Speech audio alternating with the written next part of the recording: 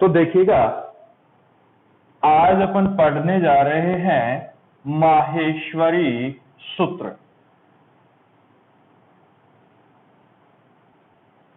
माहेश्वरी सूत्र।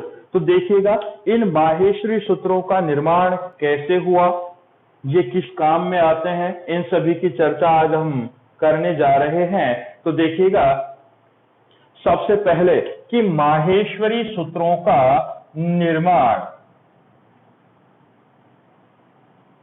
भगवान शंकर के डमरू वादन से हुआ। संस्कृत में डमरू वादन को डढ़क्के वादनम भी कहते हैं, अर्थात इनका निर्माण भगवान शिव के डमरू वादन से हुआ। किससे हुआ? डमरू वादन से हुआ। इसे संस्कृत में डढ़क्के वादनम भी कहते हैं।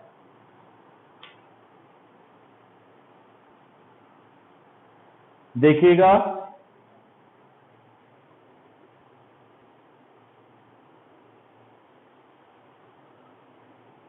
जिस कारण अर्थात इनका निर्माण भगवान शंकर के डमरू वादन से हुआ, जिस कारण से इन्हें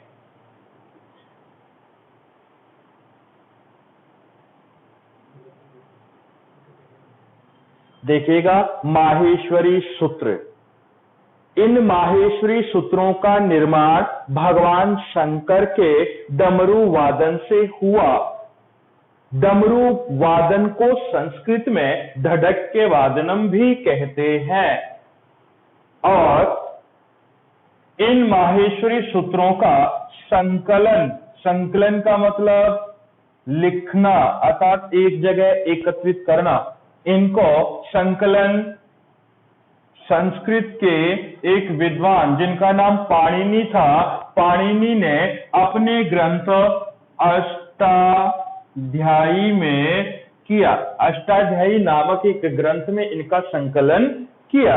इसके बाद में बात करते हैं कि माहेश्वरी सूत्रों का निर्माण भगवान शंकर ने किया, अर्थात भगवान शंकर के डमरू वादन से होने के कारण इन्हें माहेश्वरी सूत्र भी कहते हैं। क्यों? क्योंकि भगवान शंकर का दूसरा नाम क्या है? महेश। भगवान शंकर को क्या कहते हैं? महेश। जिस कारण से इन्हें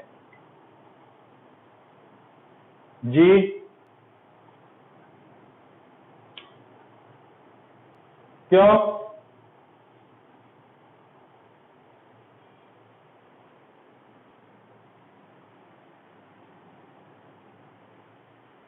यहां से तो मैंने अनलॉक कर रखा है।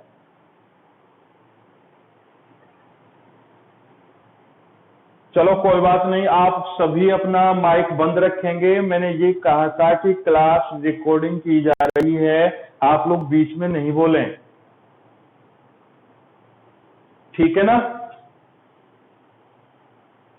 तो देखिएगा कि इनका निर्माण भगवान शंकर के द्वारा हुआ और भगवान शंकर को महेश भी कहते हैं, इसलिए इन्हें माहेश्वरी सूत्र कहते हैं। और शिव के डमरू वादन से इन सूत्रों का निर्माण हुआ, जिस कारण से इनको अर्थात शिव सूत्र जाल भी कहते हैं। किनको? माहेश्वरी सूत्रों को शिव सूत्र जाल भी कहते हैं, अर्थात इनका दूसरा नाम क्या है? शिव सूत्र जाल भी है।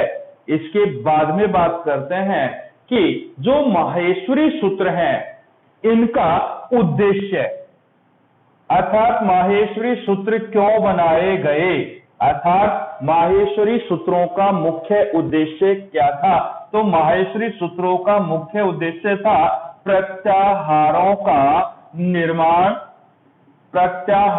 निर्माण करना। इनका क्या था? मुख्य उद्देश्य था। इसीलिए इन माहेश्वरी सूत्रों को प्रत्याहार सूत्र भी कहते हैं। सीधी सी बात याद रखना कि माहेश्वरी सूत्रों से प्रत्याहारों का निर्माण होता है, जिस कारण से प्रत्याहार सूत्र भी माहेश्वरी सूत्रों को कहा जाता है। इसके बाद में अभी मैं प्रत्याहारों का निर्माण कैसे होता है, अभी मैं जब माहेश्वरी सूत्र लिख करके फिर दोबारा समझाऊंगा इसको।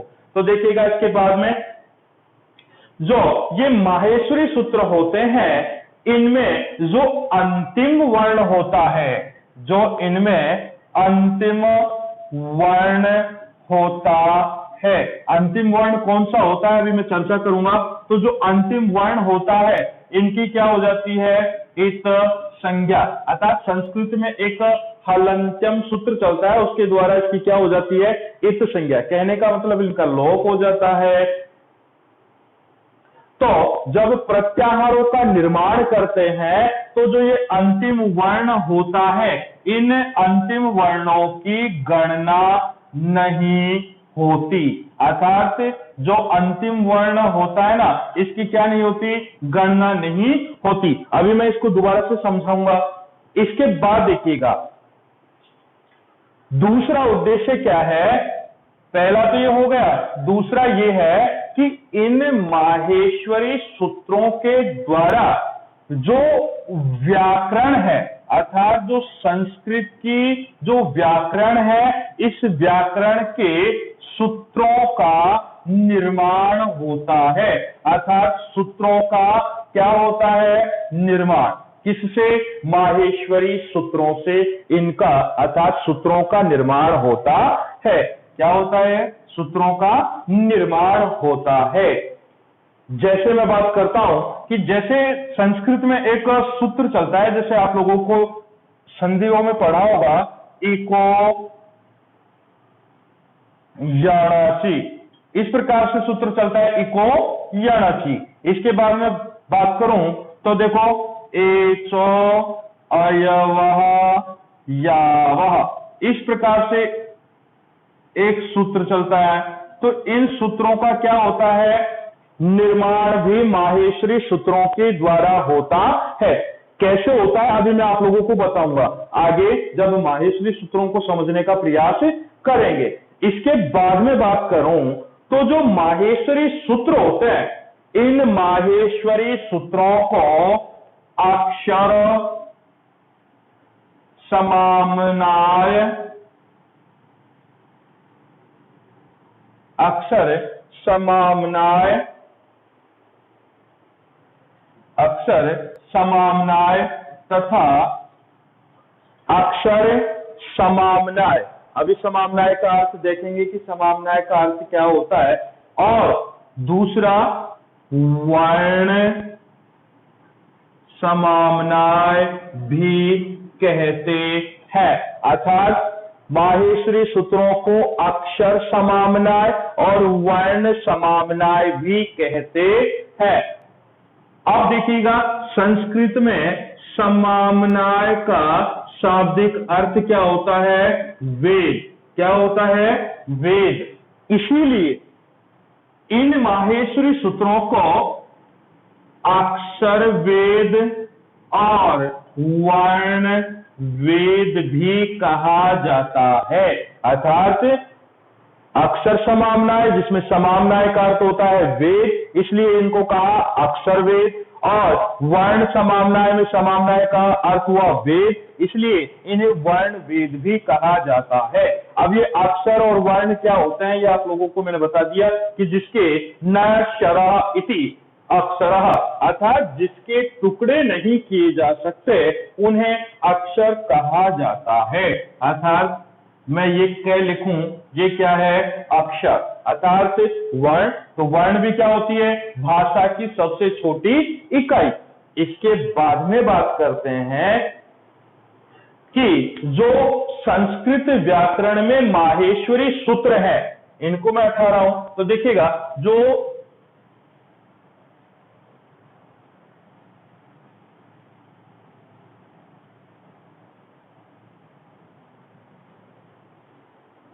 अर्थात जो संस्कृत में जो माहेश्वरी सूत्र है, इन माहेश्वरी सूत्रों की संख्या अर्थात संस्कृत व्याकरण में माहेश्वरी सूत्रों की संख्या कितनी होती है?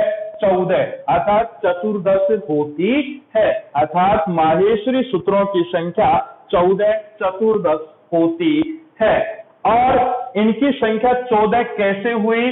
तो देखिएगा, भगवान शंकर के डमरू वादन में ये कहा गया कि 9 प्लस पंचवारम, अर्थात 9 प्लस 5 के कर्म में डमरू वादन हुआ, तब इन 14 माहेश्वरी सूत्रों का निर्माण हुआ। अर्थात भगवान महेश ने, अर्थात शंकर ने अपना डमरू पहले कितनी बार बजाया?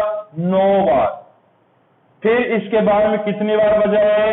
5 बार। इसलिए 9 प्लस 5 के कर्म में डमरू वादन होने के कारण इनकी संख्या कितनी हुई? संस्कृत में चतुर्दश, अर्थात 14 माहेश्वरी सूत्र हुए। अब देखिएगा कि ये 14 माहेश्वरी सूत्र कौन कौन से होते हैं।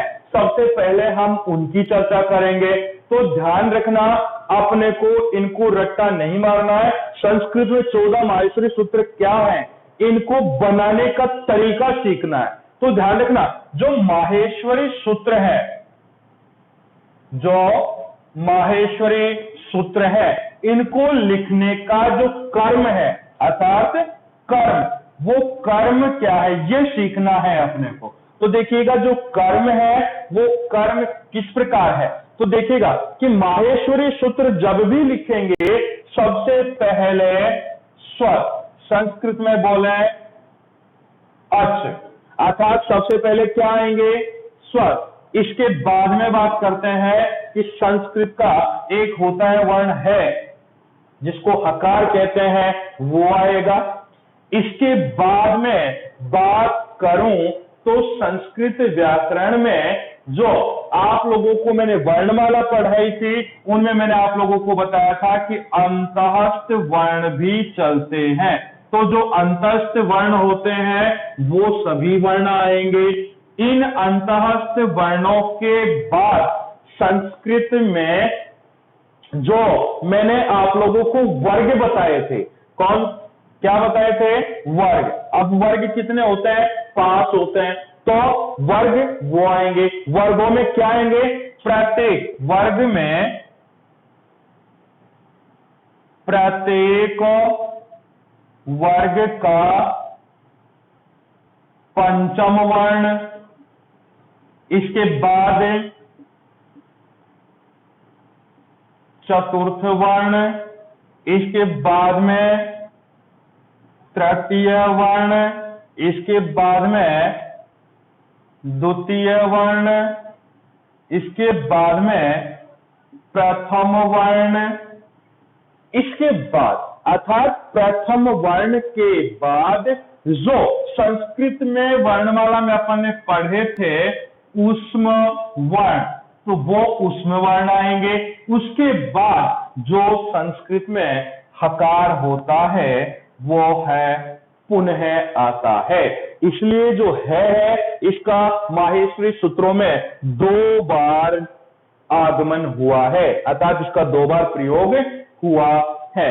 तो इस कर्म को अपने को याद रखना है कि संस्कृत में माहेश्वरी सूत्रों का निर्माण कैसे होता है। अब इसी कर्म के आधार पर मैं माहेश्वरी सूत्रों को लिखने जा रहा हूं, आप लोगों को बहुत अच्छे से देखना है।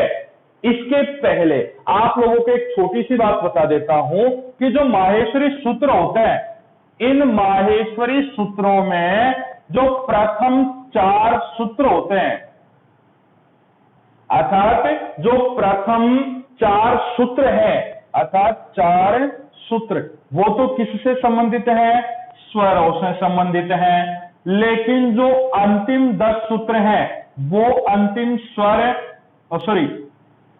सूत्र किससे संबंधित है? व्यंजनों से संबंधित है। अर्थात 4 सूत्र स्वरों के और 10 सूत्र व्यंजनों के हैं।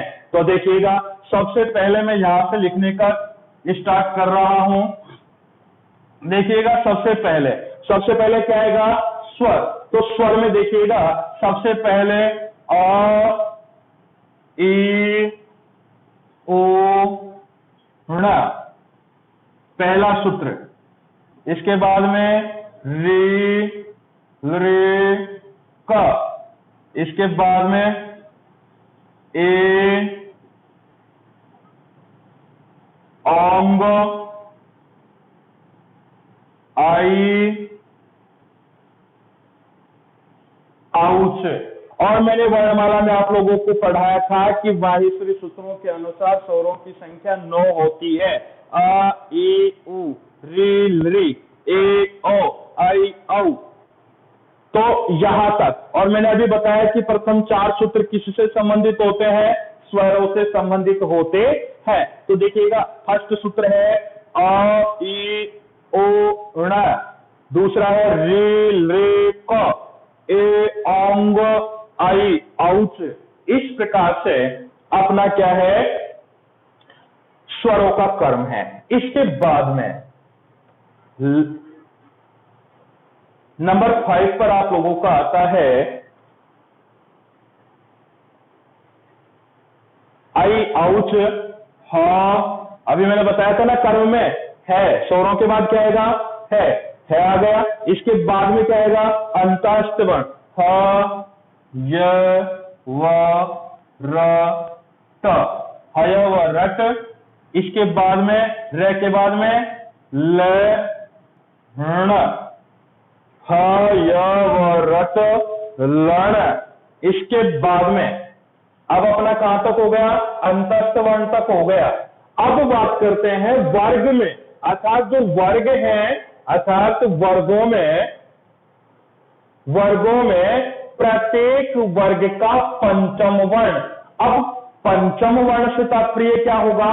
तो देखिएगा अब मैं आप लोगों को एक साइड में मैंने एक इंडेक्स जो आप लोगों की वर्णमाला के वर्ण है वो लिख रखे हैं, आप लोगों को दिखाई दे रहे होंगे, ठीक है ना? तो देखिएगा यहां तक भाई अंतस्थ वर्ण भी अपन ने लिख लिए, ये अभी आएंगे आगे, यहां से मैंने है को लिख लिया है, ठीक है ना? अब बात करते हैं कि पंचम वर्ण। तो देखिएगा पंचम वर्ण यहां पर देखो, इस एक का मतलब है प्रथम वर्ण। तो क, च, ट, त और प, ये क्या है? प्रथम वर्ण। इसके बाद में 2 नंबर पे है, इसका मतलब द्वितीय वर्ण ख, छ, ठ, थ और थ। थर्ड नंबर पे है ग, ज, ड, द, ब।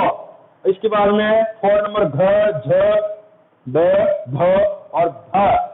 और पंचम वर्ण जो आप लोगों को ये दिख रहे हैं वो है, अर्थात पंचम वर्णों को अब यहां पर अपन लिखेंगे। तो पंचम वर्ण है सबसे पहले य, म, ग, न, न। देखिएगा 1 2 3 4 5 हो गया।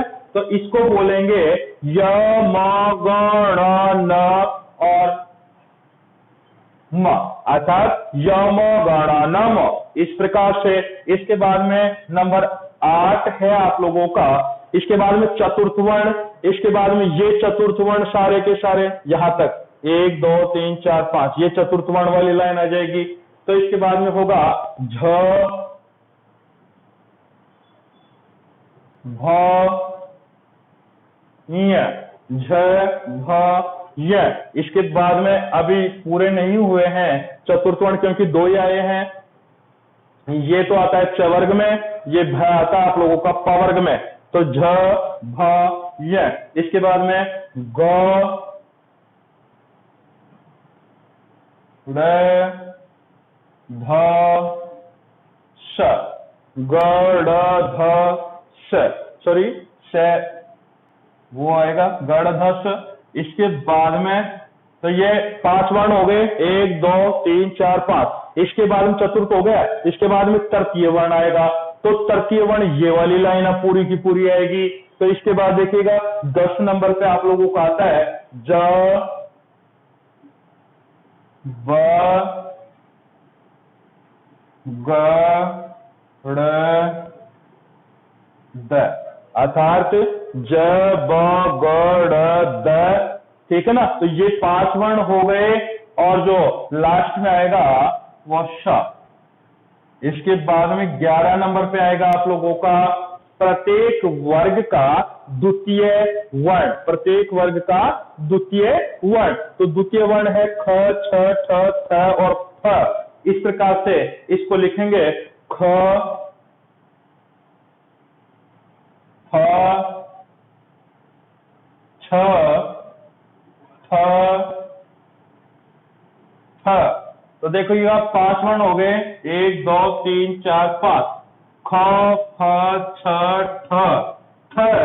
अब आप लोगों का कौन सा प्रथम वर्ण, तो ख, फ, छ, ठ, थ, च, ट, त, व। ख, फ, छ, ठ, थ, च, ट, त, व। इस प्रकार से इसके बाद में प्रथम वर्ण चालू हो गए हैं यहां से, तो 1 2 3 वर्ण आ गए, इसके बाद में 2 बच गए क और फ। तो इसके बाद में लिखेंगे इसको क, प, य हो गया। इसके बाद में बच गया, तो प्रथम वर्ण तक हो गया। अब बात करेंगे किसकी, ऊष्म वर्णों की। तो ऊष्म वर्णों में अपने वर्णमाला में पढ़ा था कि सा, श, श, ह, ये क्या होते हैं, ऊष्म वर्ण होते हैं। तो देखिएगा श, स, श, र, और लास्ट में एक और बच गया ये है, तो यहां पर आ जाएगा हल। इस प्रकार से संस्कृत व्याकरण में माहेश्वरी सूत्रों की संख्या 14 होती है। अब मैंने जो आप लोगों को ये कर्म बताया है ना, ये कर्म यदि आप लोगों को याद है तो आप लोग माहेश्वरी सूत्रों को बहुत अच्छी तरीके से लिख सकते हैं और इनको समझ भी सकते हैं। देखिएगा, ऐसा कहा जाता है कि पाणिनि के द्वारा जो ये माहेश्वरी सूत्र संकलित किए गए, ये माहेश्वरी सूत्र ही संपूर्ण व्याकरण के जन्मदाता हैं। अर्थात सभी पूरी व्याकरण इन्हीं पर डिपेंड है। अभी मैं बात करता हूं कि जो प्रत्याहार निर्माण कैसे होता है, तो देखिएगा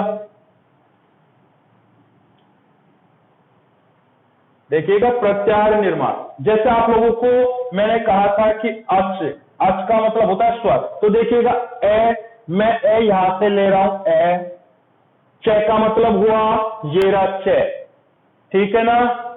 तो च, देखिएगा ए से लेकर के च तक के बीच में जितने भी वर्ण आएंगे वो अच वर्ण कहलाएंगे। लेकिन जो इन सूत्रों में अंतिम वर्ण है, यहाँ पे ण, क, ग और च, इनकी क्या हो जाती है, इत संज्ञा हो जाती है। अर्थात जो पूरे सूत्रों में जो अंतिम वर्ण है, जो हलंत वर्ण है, उनकी क्या हो जाती है, इत संज्ञा हो जाती है, और प्रत्याहार निर्माण में इनकी गणना नहीं की जाती है। तो यहां पर जितने भी ये वर्ण हैं, इनकी क्या हो जाएगी, इत संज्ञा हो जाएगी। इसलिए इनका निर्माण माहेश्वरी सूत्रों में नहीं प्रयोग नहीं करते। तो देखिएगा अक्ष में देखिएगा यहां से ए, इसके बाद में ई, इसके बाद में उ, इसका नहीं लिखेंगे, इसके बाद में री, इसके बाद में लिरी, इसके बाद में इसको नहीं लिखेंगे, इसके बाद में ए, इसके बाद में ओ,